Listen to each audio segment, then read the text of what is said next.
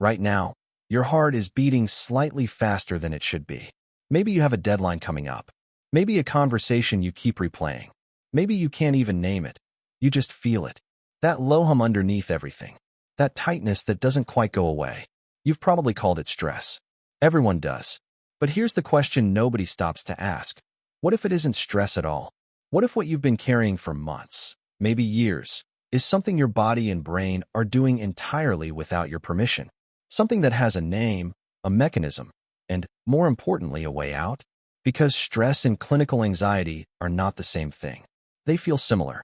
They overlap in ways that confuse even trained clinicians. But they are fundamentally different events happening inside you.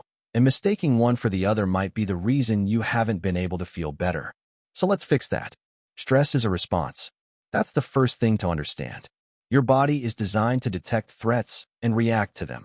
When something external puts pressure on you, a work deadline, a fight with someone you love, a near miss on the highway, your hypothalamus fires a signal.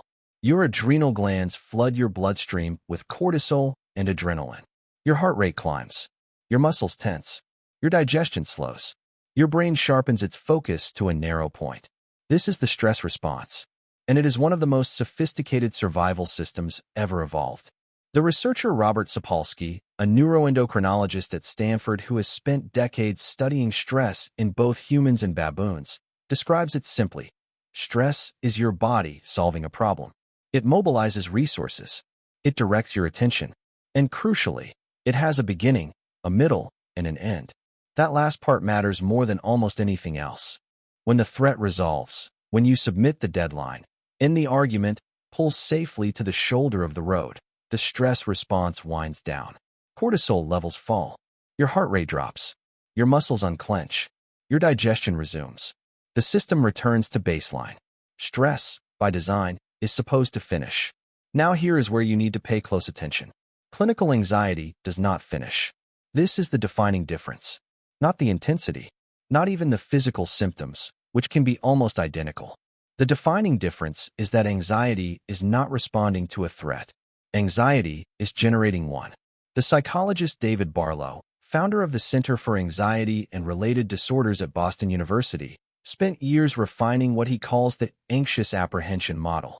His research showed that anxiety is not triggered by what is happening.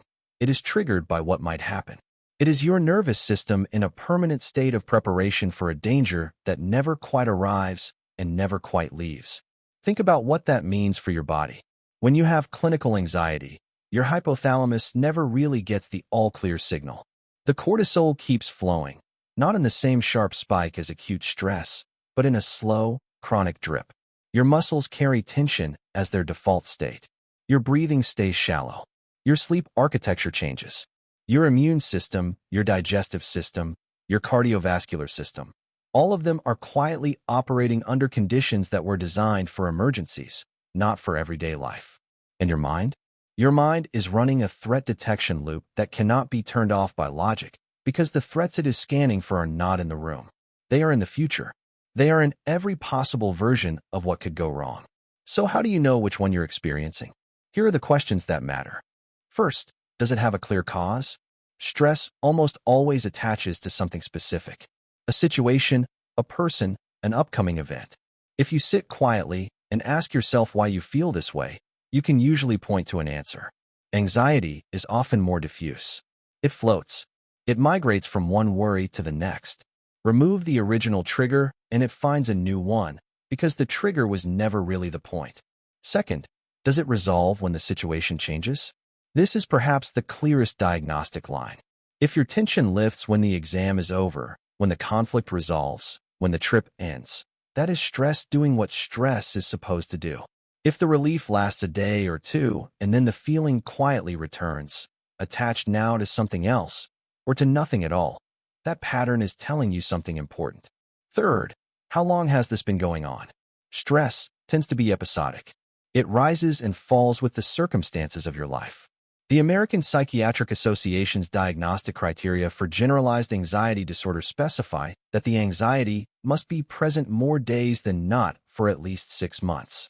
That is not a hard and fast rule for your own self-understanding, but the duration is a meaningful signal. Weeks of persistent tension, restlessness, difficulty concentrating, and sleep disruption that don't resolve when your circumstances improve. Those are worth paying attention to. Fourth, how does it live in your body?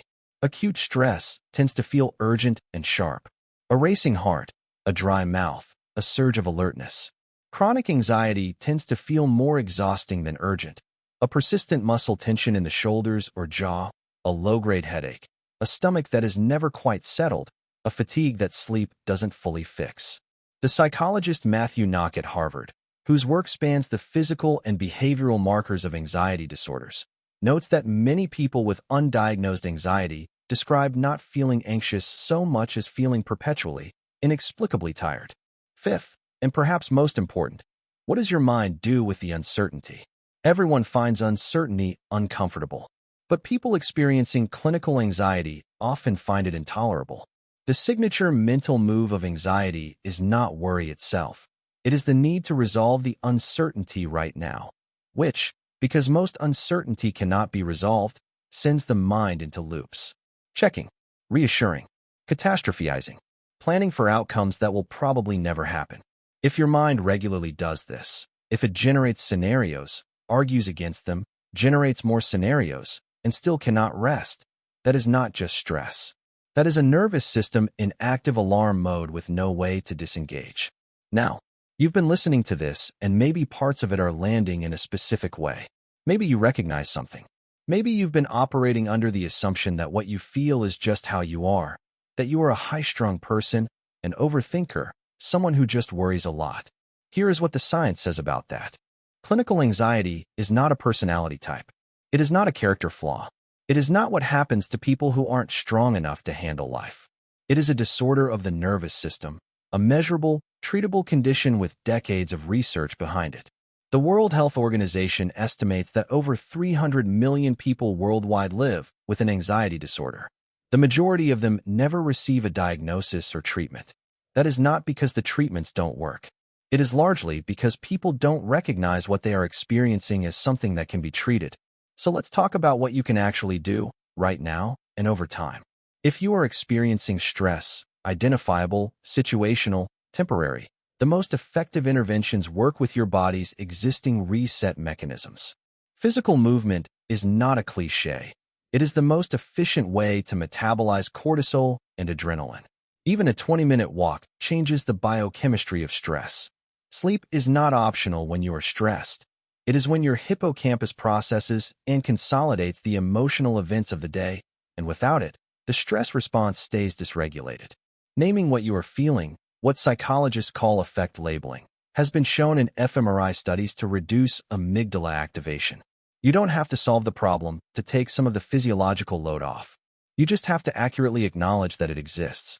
If what you are experiencing looks more like clinical anxiety, pervasive, persistent, not attached to resolvable causes, interrupting your sleep and your relationships and your ability to be present in your own life, the single most important thing you can do is talk to a professional.